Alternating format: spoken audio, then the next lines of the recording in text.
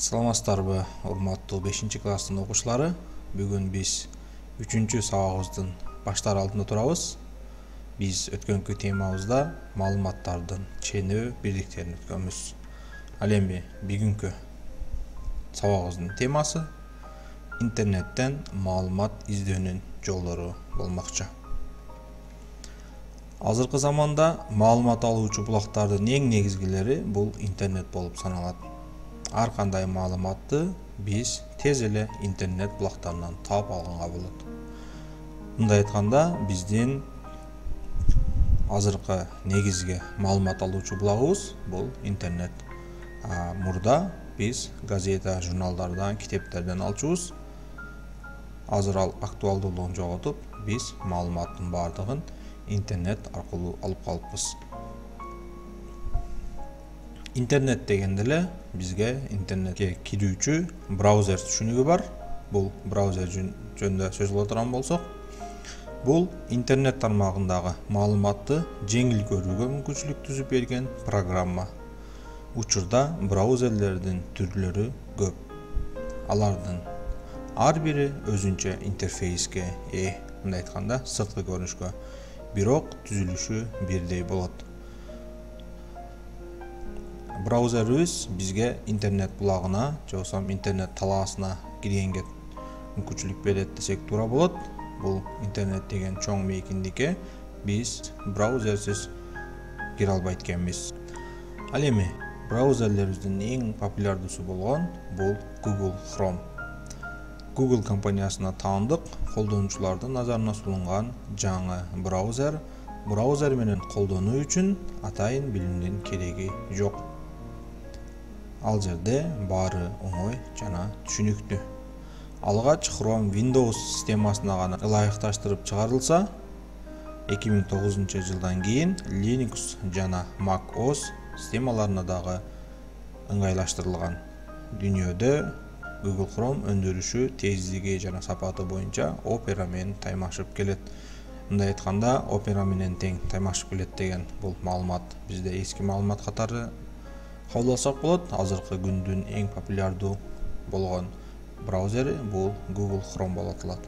Ошондой эле Mozilla Firefox деген бизде кошумча браузерибиз бар. Андан кийин Windows Explorer деп аталган, бизде бул тарыхта калган Windows катары билебиз. Ал Windows бизде 95-жылдан чыгарылып, ал эми 99-жылдары 2000-2003 жылга чейин популярдуулугун жоготкон эмес.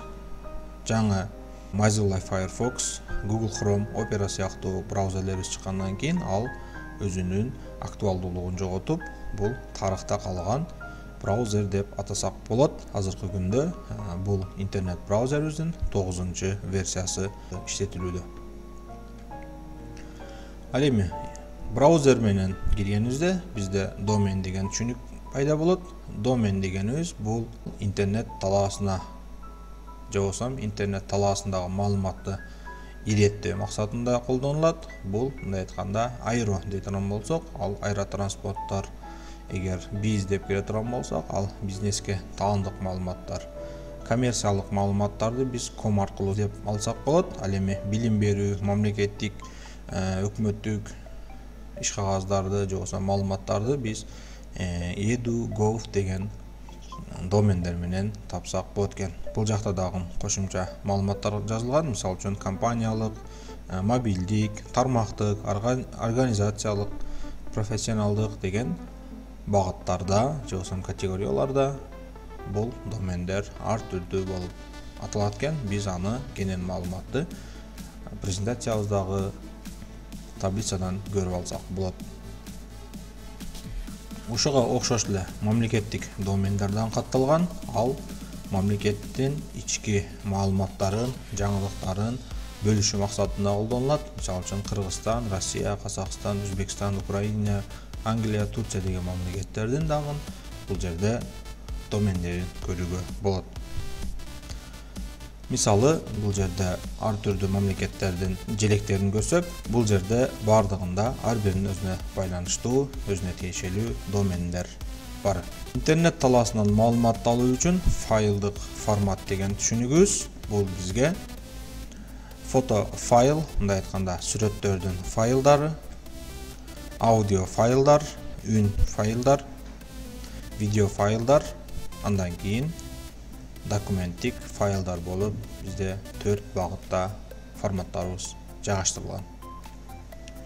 Биз интернет булагынан фото файлды алуу үчүн аны биз сиздерге практикалык түрдө көрсөтүп бермекчибиз. Практикалык менен сиздерге түшүндүрө кетсек, мисалы сүрөттү кантип интернет булактарынан көчүрүп алабыз. Биз браузерге киребиз. Бизде жогоруда сөз болгондой эле Chrome браузер орнотулган. Ага биз google.com деген сайтка киребиз. Биздин негизги издөөчү булагыбыз ошол google.com деп аталат. Ал жерге каалагандай бир аталыштагы объектибизди жазабыз. Мисалы үчүн мяч деп жаза турган болсок, ал жерден бизге кошумча мындай маалыматтар ачылат. Ал эми Google'да категорияларга бөлүнгөн. Мисалы үчүн бары деп бул жерде все деген. Бул жерде ушул топ боюнча маалыматтар көрсөтүлгөн. Ал эми өзүнчө сүрөт издөө үчүн атайын бизге мындай сүрөт деп аталган бөлүм орнотулган.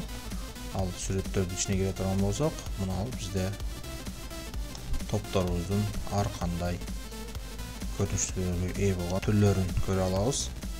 Бул жерден өзүбүз каалаган бир топтун сүрөтүн тандап алсак болот. Мисалга бул футболный топду ала турган болсок, аны бир жолу басабыз. Ал жөнүндө бизге маалымат келип чыгууда. Бул жерде өлчөмүн дагы көрүп алсак болот. 800 800 пиксель. Ал эми мышканын оң жагын басып, бул жерден сохранить картинку как деген бөлүмүн тандап алышыбыз керек. Жогоруракта карай турган болсок, мисалы үчүн сохранить ссылку как деген дагы жери турат. Биз экөөнү адаштырып албайбыз. Биз бул жерден сохранить картинку как деп аталган бөлүмүн тандайбыз. Бир жолу басабыз мышкабызды. Андан кийин бизге кайсы жерге орнотуучу орунду сурап жатат. Бул жерден биз рабочий стол деген жерди тандап, андан кийин сохранить деп басабыз. Ал эми биз астыңкы бөлүгүн карай турган болсок, браузерибиздин бул жерге ушул сүрөтүбүздү көчүрүлгөнүн маалымат берүүдө. Ушуга окшош эле ар кандай топтордун сүрөттөрүн, жоксом ар кандай көрүнүштөгү сүрөттөрдү ушул жол менен биз көчүрүп алсак болот. Болгону ушул издөөчү объектибиздин аталышына жазышыбыз жетиштүү болот. Мисалы, природа Кыргызстан дей турган болсок, бул жерден Кыргызстандын кооз жерлери чыккан сүрөттөрүн көрсөк болот. Ал жерди биз бир жыл басуу менен андан кийин кара экранда пайда болду. Мышкабыздын оң жагын басабыз, сохранить картинку как, андан кийин сакталуучу ордубуз сохранить деген жерин басып коебуз. Бизде бул сүрөтүбүз экинчи болуп бул жака көчүрүлгөнүгүн маалымат берүүдө. Андан кийин биз негизги рабочий столубузду карай турган болсок, ал жерде бизде эки сүрөттү көчүрүлгөндүгүн көрсөк болот. Биз бул сүрөттөрдү каалаган документке, каалаган максатта колдонсок болот. Бул оңой жана жөнөкөй. Ошондой эле аудио файл көчүрүү. Ал эми интернет булагынан үндөрдү, музыкаларды көчүрүп алуу үчүн биз кайра эле браузерибизге киребиз. Ал жерден жогоркудагыдай эле ушул издөөчү жерибизге музыкабыздын аталышын жазабыз. Мисалы, Кыргызстан деп издей турган болсок, Кыргызстан Бекборбиев деп жазайын. Бекборбиев деп жаза турган болсом, бул жерде ошонун тексттери дагы чыгып калышы мүмкүн. Биз бары деген жакка өтүп алабыз. Себеби бул жерибиз бизде сүрөттөр деген бөлүмдө тандалып турат. Ал эми астыңкы жагын карай турган болсок, бизде ушул сайттардын аталышындагы ар кандай Бекбарбиевдин ырлары жөнүндө маалыматтар чыгарып берүүдө. Аны биз өзүбүздө керектүү сайттын ичинен тандап алабыз. Мышкабыздын оң жагын басып, открыть ссылка в новый вкладка деген жерин жол басабыз. Андан кийин ал бизге өзүнчө бир мындай жаңы вкладкада, жоксом жаңы бөлүмдө ачылганын байкасак болот. Бул жерден разрешение сурап жатат, биз аны блок кылып коебуз. Себеби ар кандай рекламаларды алдын алуу үчүн. Бул жерден онлайн слушать кылсак болот экен, уксак болот экен. Андан кийин бул жерден скачать деп аталган кнопканы көрөбүз. Ушул кнопканы бир жолу баса турган болсок, бизге ушул ырыбызды көчүрүп берет экен. Кээ бирки сайттарда ар кандай рекламалардан турат, ошондуктан сөзсүз түрдө үндөрдү көчүрүүдө интернет коопсуздугун эске алуубуз керек. Мына скачать деген чоң баскычыбыз пайда болгонун көрдүк. Аны бир жолу басуу менен биз Бекбарбиевдин Кыргызстан аттуу ырыны көчкөндүгүн көрсөк болот. Аны бир аз күтө турабыз.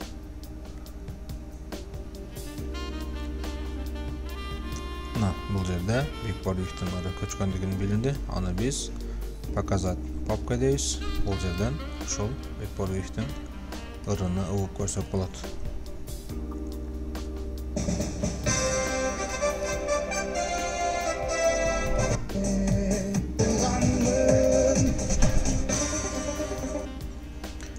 Мына ушул жол менен биз ар кандай аудио файлдарыбызды көчүрүп алганга болот экен.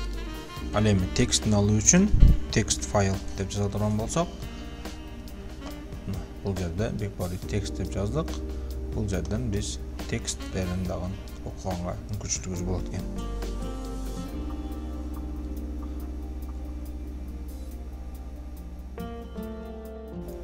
Видео файл көчүрүүнү биз YouTube канал аркылуу жүргүзөбүз. Аларды биз силерге практикалык түрдө көрсөтөбүз. Эми биз видео файлды көчүрүүнү көрө турган болсок, биз кошумча жаңы өзүнчө вкладка ачып алайлы. Ал вкладкабызда youtube.com деп видео блоктарын издөө үчүн ата YouTube деген каналды билебиз. Сайт бар экен. Ал сайтта биз каалаган ар кандай видеолар бар экен дагы билебиз. Биз ошол YouTube'дан каалагандай видеоларды көчүрүп алсак болот. Эч кандай программанын кереги жок. Биз ал жерден мисалы компьютер жөнүндө маалымат деп алдык. Ал жерден бизге мындай 9 мүнөттүк бир видеобуз чыкканын байкасак болот. Ал эми астыңкы бөлүктөрүндө мындай компьютердин түзүлүшү, компьютерди үйрөн деп аталган ар кандай кыргызча деп аталган видеону көрөбүз. Бул бизде 9 минуттан түзөт экен. Ал эми эң жогоруда бизде мындай атайын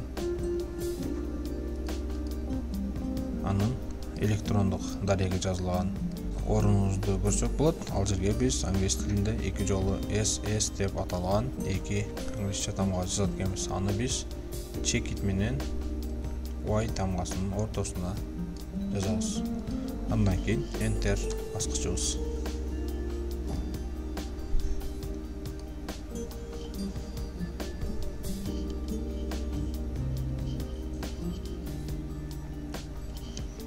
Андан кийин бизге мындай savefrom.net деп аталган баракчага кирет. Ал жерден бизге ушул видеобузду көчүрүп алганга мүмкүнчүлүк берет экен.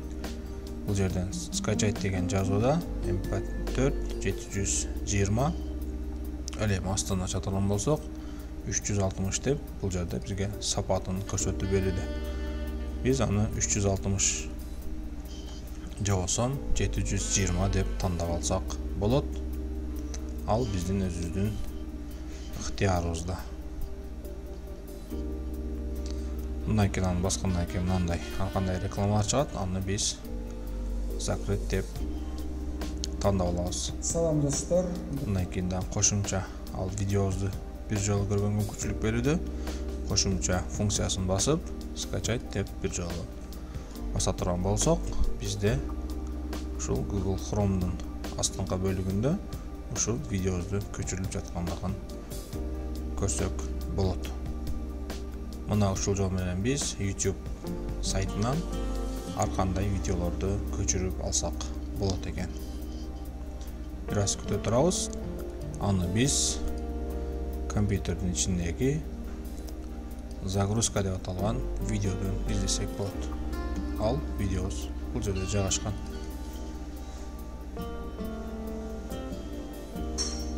Салам достор, биздин каналыбызга биз ушул папкабыздын ичинен ал видеобузду көрүп алсак болот.